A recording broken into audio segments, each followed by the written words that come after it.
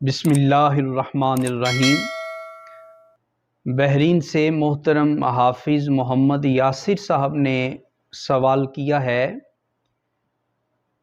کہ اسلام میں عورتوں کے ختنے کا کیا تصور ہے؟ تو جواب یہ ہے کہ قبل از اسلام عرب علاقوں میں مردوں کی طرح عورتوں کے ختنے کا تصور موجود تھا، حتیٰ کہ جب دین اسلام شروع ہوتا ہے تو اس وقت بھی مکہ شریف میں، مدینہ شریف میں عورتوں کے ختنے کا رواج موجود تھا۔ مسند امام احمد کی حدیث نمبر 5175 ہے، جس میں جناب رسول اللہ صلی اللہ علیہ وآلہ وسلم نے ارشاد فرمایا، الختان سنت فی حق الرجال و مکرمۃ فی حق النساء او کما قال۔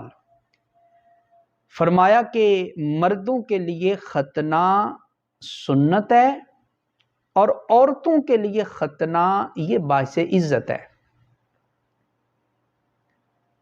اب سوال یہ ہے کہ مردوں کا ختنہ، مرد سے مراد بچے، ان کا ختنہ تو سبھی کو معلوم ہے کہ کیسے کیا جاتا ہے، مگر سوال یہاں یہ پیدا ہوتا ہے کہ عورتوں کا ختنہ کیسے کیا جائے گا؟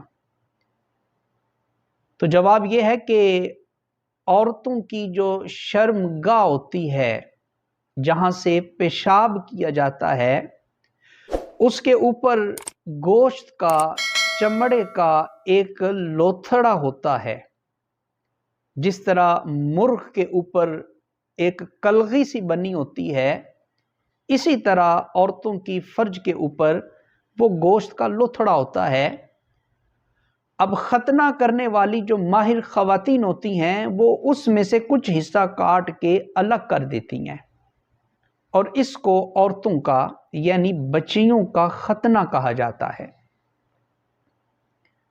ایک اور روایت ہے جس میں نبی کریم صلی اللہ علیہ وآلہ وسلم نے ختنہ کرنے والی ایک عورت کو تاکید فرمائی کہ تم عورتوں کے ختنے کرتی ہو تو زیادہ گہرائی سے نہ کاٹا کرو، زیادہ نیچے سے نہ کاٹا کرو، یہ چیز عورتوں کے لیے زیادہ مفید ہے اور مردوں کے لیے زیادہ پسندیدہ ہے۔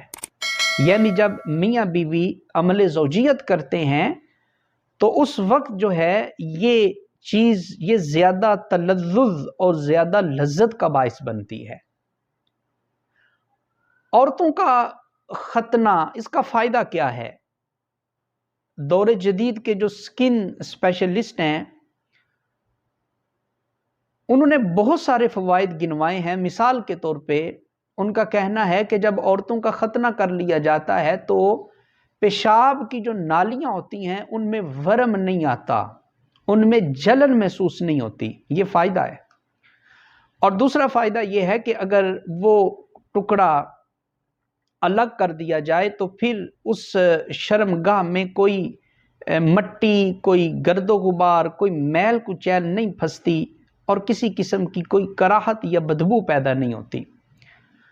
اور تیسرا فائدہ یہ بتایا گیا کہ جب یہ ختنہ کر دیا جاتا ہے تو عورتوں کے اندر حد سے زیادہ شہوت پیدا نہیں ہوتی، یعنی بہت زیادہ شہوت کی زیادتی جو ہوتی ہے وہ ختم ہو جاتی ہے۔ تو بہرحال اسلام میں بھی عورتوں کے ختنے کا تصور موجود ہے، مگر یاد رہے کہ یہ جو عورتوں کا ختنہ ہے یہ کوئی اسلام کا واجبی، تاکیدی یا ضروری حکم نہیں ہے، یہ مستحب عمل ہے۔ اور علماء فرماتے ہیں کہ اس کو مختلف علاقوں کے رسم و رواج کے پس منظر میں دیکھا جانا چاہیے۔ جن علاقوں میں بچوں کی طرح بچیوں کا ختنہ کیا جاتا ہے وہاں کر لیا جائے، اور جہاں نہیں کیا جاتا وہاں بالکل نہ کیا جائے۔ اور ہمارے ہاں یعنی پاکستان میں بچیوں کے ختنے کا کوئی تصور نہیں، کوئی رواج نہیں، کوئی رسم نہیں۔ لہذا فقہا نے فرمایا کہ چونکہ یہاں رواج نہیں، اس لیے یہاں پہ عورتوں کا ختنہ نہیں کیا جائے گا۔ واللہ اعلم بالصواب۔